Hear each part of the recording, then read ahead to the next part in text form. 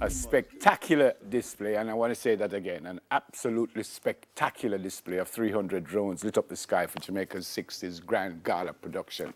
Simone was the host for television, and we created they created a 3D image of some of Jamaica's notable representations of our culture. With us here is you, that Sama. Okay, so wait, we only have one name. David. No, yes. David Simpson is the head of business development with Real Media. And on call, we've got John Creel, who's the executive creative director of Real Media. Gentlemen, good morning to you. On behalf of Jamaica, thank you for what was an incredible experience. I don't think any of us have ever seen anything like this before. And we understand from David, John, that you folks were watching with us and applauding with us, just like everybody else, because you were so excited to see it happen. David, you're here. Let me start with you. Yeah, man. Tell me a little bit about Real. You are the only Jamaican principal in the company? Correct. Yeah. Correct. But I mean, John and I, we go way back, and you know, we really get kindred spirits, as you say. And so when this opportunity came up, we really pulled out all the stops, especially because I'm a Jamaican as well. And I don't live here anymore, but I've never left. Jamaica is in my heart, you know. And 60th anniversary of our independence, I felt it was appropriate to have something of this magnitude, and so I just wanted the country to be proud. Yep. We were. Sir John, David told us that this is the first time you guys are doing that drone show. How nervous were you? Not at all. I've designed many drone shows for sporting and special signature events.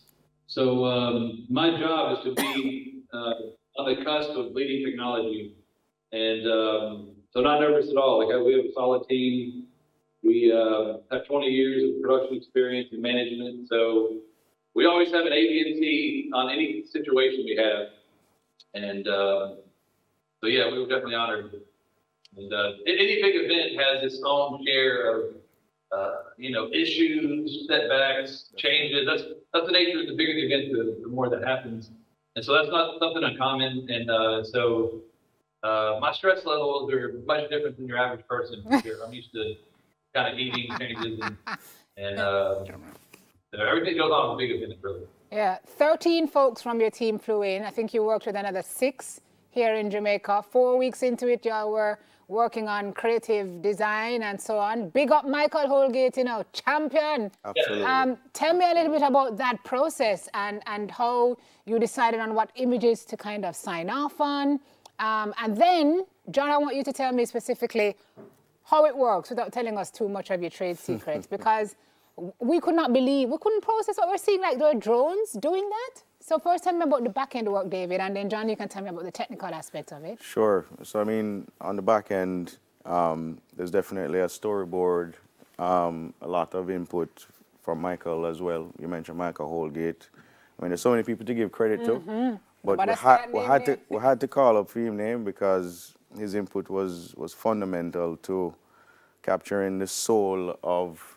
Because every image landed, you know, people really, of different sections of the country, everybody had a symbol that really resonated with them. And that was kind of the mission. And so that was a very tedious process. There were some candidates that got dropped, and, you know, how should it progress? And so it seems easy, but yeah. So that seems easy. Yeah. Never seems easy. We're looking at the process now. So John, what is it? Is it that you program them and then they just do what it is you want them to do, or how does it work? That's a really good simplified explanation. So being that these are aviation restricted, being that there's security issues with, you know, someone can hack a drone and, you know, flew it where it need not be. This is not a just regular $800 DVI system. The rendering, the show file that does take quite a bit of time, has geographic information. It's got exact placement of each drone. As it changes the whole show, so that's 300 drones, think of it pixel by pixel, and all this information in the file that changes every little step of the way, you know, 2 meters basically every second on the drones, which of course, when we're this far away, it doesn't look kind of slow, right? But it's moving very fast. very precise. And also with that, with that programming is, of course, the color and what I call like a matrix or low-res video effect we're able to do. And that's probably about the simplest I can give. We have 2 drone pilots. We're only regulated to have 1 pilot. We like to have 2 in case anything happens, have a extra set of eyes. That's safety is the most important. We have a very large safety area that has to be secured. People like to say, what if the drone, kind of starts flying out? Well, there's a show radius, and then outside that show radius is a safety radius. If the drone goes outside of the show radius, an extra set of communication just drops to dead. So it literally just drops to the sky, drops down from the sky like a stone. So, safety is very important. That's the #1 situation when you have big events and things in the air, whether it be rigging or things flying like this, even more complex. And we have standards on the wind speed, the gust speed, all these things we have to monitor. Your aviation department were just amazing to work with. Absolutely. Very thorough. The checks and balances, continue to check up those, make sure we're okay. Even saying thanks after the show and how much you loved it, which is basically across the board with everybody we worked with. Honestly, it was a great experience for me and the whole crew, American or local.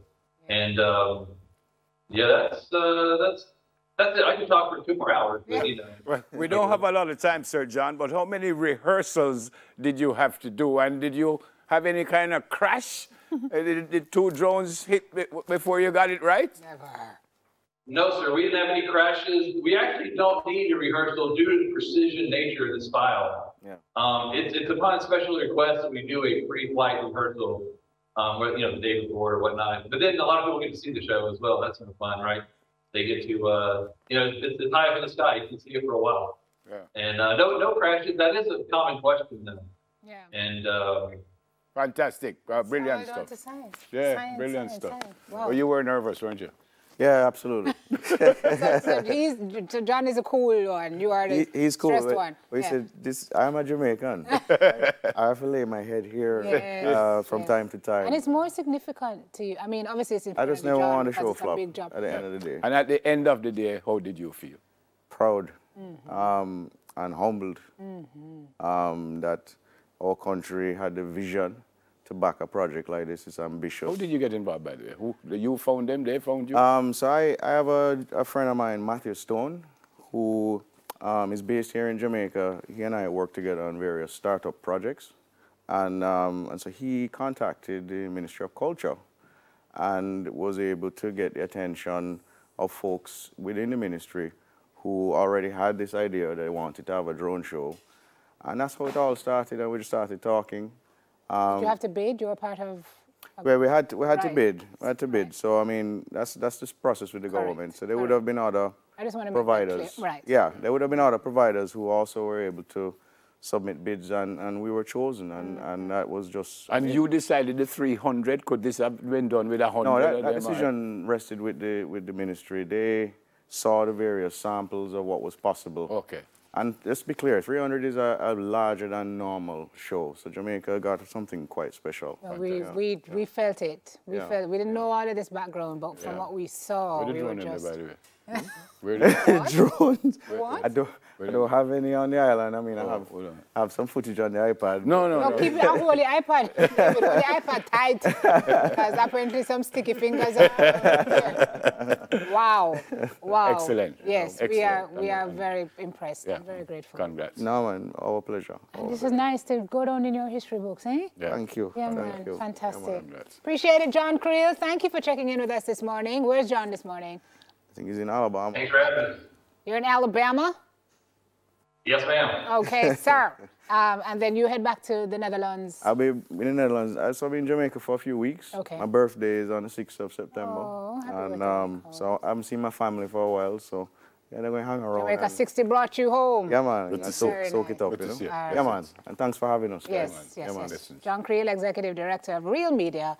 David Simpson, the Head of Business Development at the same company. What we're doing after the break, sir? Well, we're going to experience Jamaica. Stay with us, please. Okay. Me gone. No, to experience Jamaica. No, here, right here. Oh, is he already? Like here.